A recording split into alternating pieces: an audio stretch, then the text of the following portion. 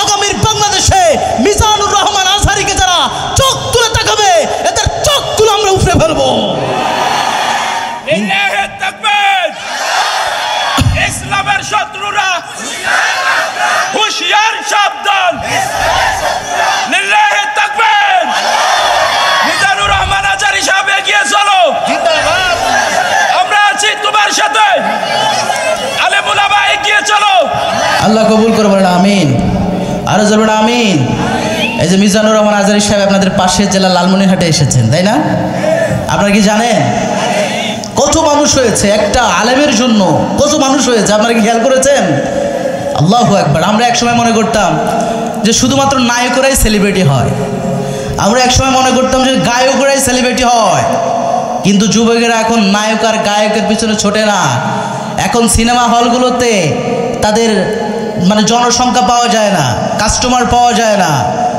এখন কোরআনের মাহফিলের মধ্যে মিজানুর রহমান আজহারীর মাহফিলে যুবকরা উপচে পড়া ভিড় করে মিজানুর রহমান আজহারীকে ভালোবাসা প্রদান করে। কথা বলেন ঠিক কিনা? এর মানে এটাই প্রমাণ করে যেভাবে যুবকেরা গান বাজনায় সময় না দিয়ে, যেভাবে যুবকেরা যাত্রা প্যান্ডেলের সময় না দিয়ে মিজানুর রহমান আজহারীর মাহফিলে 2 দিন আগ থেকে যে বসে থাকে, এই যুবকদেরকে কখনো হারানো যায় না। আমার বিশ্বাস আগামীর বাংলাদেশে এই যুবকরা ইসলামকে বিজয়ী করবে বলে ইনশাআল্লাহ। আর যাবে ইনশাআল্লাহ। আমার ভাইয়েরা, এই জন্য অনেকের মাথা গরম হয়ে গিয়েছে, কারণ তারা এখন মিজানুর রহমান আজহারীর বিরুদ্ধে এরা ষড়যন্ত্র শুরু করে দিয়েছে। কথা বলেন ঠিক কিনা? এরা ষড়যন্ত্র করে আমাদের জগৎ বিখ্যাত একজন মুফাসসির ছিল, তারা চিনেন আপনারা সবাই? চিনেন সবাই?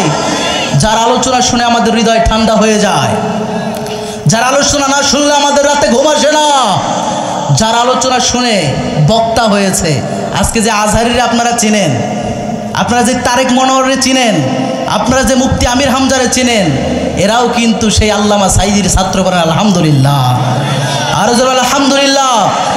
আজকে তো ইন্টারনেট আছে, এখন ডিজিটাল যুগ, ইউটিউব আছে, ফেসবুক আছে। ইন্টারনেট থাকার কারণে মিজানুর রহমান আজহারীর সবাই চিনে। কিন্তু এমন একটা সময় আমাদের আল্লামা দেলোয়ার হোসেন সাইদি সাহেবের মাহফিলে লক্ষ লক্ষ মানুষ হতো, যেই সময় কোনো ইউটিউব ছিল না, যেই সময় কোনো ফেসবুক ছিল না, যেই সময় কোনো ইন্টারনেট ছিল না, সেই সময় আল্লামা দেলোয়ার হোসেন সাইদির মাহফিলে লক্ষ লক্ষ যুবকের উপস্থিতি হতে পারে। আলহামদুলিল্লাহ। তো সেই সময় তাদের মাথা গরম হয়ে গিয়েছে, কিরে আমাদের রাজনীতির ময়দানে আমরা বিরিয়ানি দেই, আমরা 500 টাকা দেই, তারপরে লোক পাওয়া যায় না। এই জন্য ষড়যন্ত্র করে আমাদের কোরআনের পাখিটাকে তারা 13 বছর জেলখানায় বন্দি রেখে বিষ প্রয়োগ করে তারা হত্যা করেছে। কথা বলে ঠিক কিনা? তবে মনে রাখতে হবে 50 বছর পরে যদি তার বাবার হত্যার বিচার এই বাংলার জমিনে হয়ে থাকে, আমি বিশ্বাস করি এই বাংলার জমিনে তৌহিদি মুসলিম জনতারা 50 বছর লাগবে না। আগামীর বাংলাদেশে যেই সরকারি ক্ষমতা আসবে, সর্বপ্রথম আমাদের জগৎ বিখ্যাত কোরআনের পাখি আল্লামা সাইদির হত্যার তাকে বিচার করতে হবে। আমরা আশায় ছিলাম আল্লামা বের হয়ে অন্তত একবার হলেও তার কোরআনের মাহফিলে তার কোরআনের পাখির কণ্ঠের সুর শুনে আমাদের হৃদয় ঠান্ডা করব। কিন্তু যারা আমাদের এর থেকে বঞ্চিত করেছে, এর বিচার বাংলার জমিনে করতেই হবে। কথা বলেন ঠিক কিনা? আরো জোরে কথা বলেন ঠিক কিনা? এর বিচার আমরা চাই কি চাই না? আরো জোরে চাই কি চাই না? আমরা চাই। এবার আসেন মিজানুর রহমান আজহারীকে নিয়ে যারা ষড়যন্ত্র করে, মিজানুর রহমান আজহারী বলেছিল সেই আকিজ গ্রুপের একটা মাহফিল যশোরে, সেখানে 8 দিনের উদ্যোগে একটা মাহফিল হয়েছিল। তো মিজানুর রহমান আজহারী তার দ্বিতীয় মাহফিলে বলেছে যে এক দল খাইছে, আরেক দল খাওয়ার জন্য রেডি হয়ে আছে। এমন কথা বলা হচ্ছে কি না? এক দল খাইছে, আরেক দল খাওয়ার জন্য রেডি হয়ে আছে। এই কথাটা আপনি নিজের মাঝে নেন কেন? যে কোনো দল তো হতে পারে, ঠিক কি না?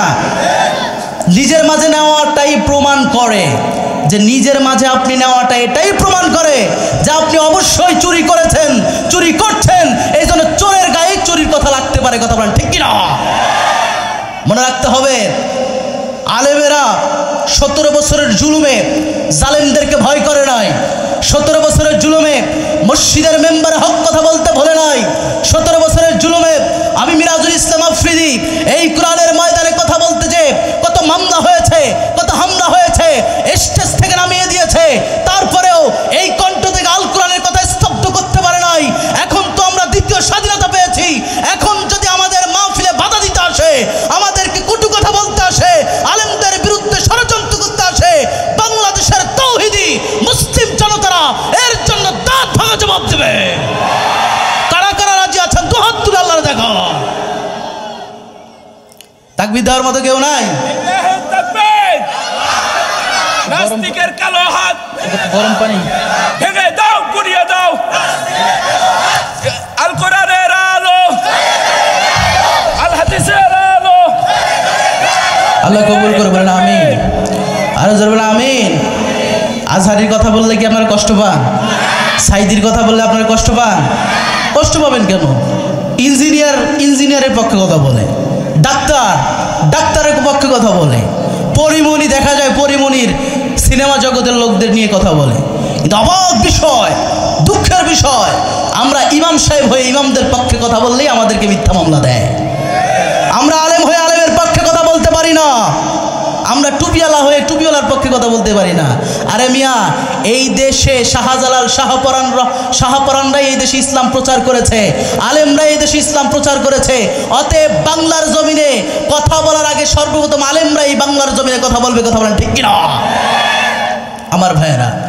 যাই হোক, আমরা দোয়া করি যে লালমনিরহাটে যেভাবে আপনারা মিজানুর রহমান আজহারিকে ভালোবাসা দিয়েছেন, ভালোবাসা দিয়ে ইতিহাস করেছেন, আমার বিশ্বাস আগামীর বাংলাদেশে আপনারা আলেমদের পক্ষে থেকে এই বাংলাদেশে ইসলামের গণজোয়ার করবে ইনশাআল্লাহ। আর ইনশাআল্লাহ। আল্লাহ আমাদের সবাইকে কবুল করে নেক, বলেন আমিন।